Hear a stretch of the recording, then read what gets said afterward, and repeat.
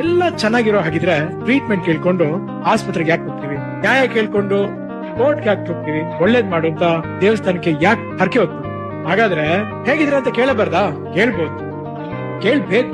ಹೇಗಿದ್ದೀರಿ ಅನ್ನೋದು ಇನ್ನೊಬ್ಬರ ಮೇಲೆ ಇರೋ ಕಾಳಜಿ. ಚೆನ್ನಾಗಿದ್ದೀನಿ ಅಂತ ಹೇಳೋದು ನಮಗೆ ಜೀವನದಲ್ಲಿರೋ ಭರವಸೆ. ಜೀವನ ನಿಂತಿರೋದೆ ಈ ಕಾಳಜಿ ಮತ್ತು ಭರವಸೆ. ಎಲ್ಲಾ ಚೆನ್ನಾಗಿದೆ ಅಂತ ಮುಂದಕ್ಕೆ ಹೋಗ್ತೀವಿ.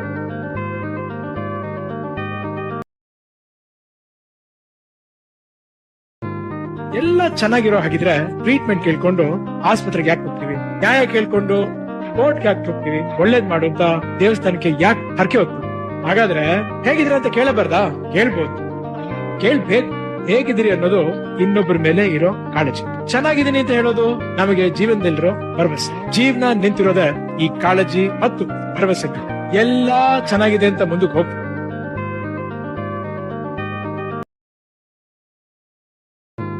ಎಲ್ಲ ಚೆನ್ನಾಗಿರೋ ಹಾಗಿದ್ರೆ ಟ್ರೀಟ್ಮೆಂಟ್ ಕೇಳ್ಕೊಂಡು ಆಸ್ಪತ್ರೆಗೆ ಯಾಕೆ ಹೋಗ್ತೀವಿ? ನ್ಯಾಯ ಕೇಳ್ಕೊಂಡು ಕೋರ್ಟ್ಗೆ ಯಾಕೆ ಹೋಗ್ತೀವಿ? ಒಳ್ಳೇದ್ ಮಾಡು ಅಂತ ದೇವಸ್ಥಾನಕ್ಕೆ ಯಾಕೆ ಹರಕೆ ಹೋಗ್ತೀವಿ?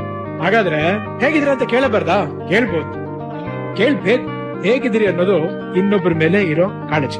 ಚೆನ್ನಾಗಿದ್ದೀನಿ ಅಂತ ಹೇಳೋದು ನಮಗೆ ಜೀವನದಲ್ಲಿರೋ ಭರವಸೆ. ಜೀವನ ನಿಂತಿರೋದೆ ಈ ಕಾಳಜಿ ಮತ್ತು ಭರವಸೆ. ಎಲ್ಲಾ ಚೆನ್ನಾಗಿದೆ ಅಂತ ಮುಂದಕ್ಕೆ ಹೋಗ್ತೀವಿ.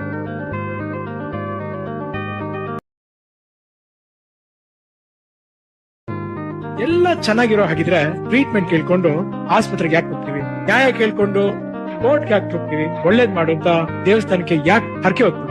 ಹಾಗಾದ್ರೆ ಹೇಗಿದ್ರೆ ಅಂತ ಕೇಳಬಾರ್ದಾ? ಕೇಳ್ಬೋದು, ಕೇಳ್ಬೇಕು. ಹೇಗಿದ್ದೀರಿ ಅನ್ನೋದು ಇನ್ನೊಬ್ಬರ ಮೇಲೆ ಇರೋ ಕಾಳಜಿ. ಚೆನ್ನಾಗಿದ್ದೀನಿ ಅಂತ ಹೇಳೋದು ನಮಗೆ ಜೀವನದಲ್ಲಿರೋ ಭರವಸೆ. ಜೀವನ ನಿಂತಿರೋದೆ ಈ ಕಾಳಜಿ ಮತ್ತು ಭರವಸೆ. ಎಲ್ಲಾ ಚೆನ್ನಾಗಿದೆ ಅಂತ ಮುಂದಕ್ಕೆ ಹೋಗ್ತೀವಿ.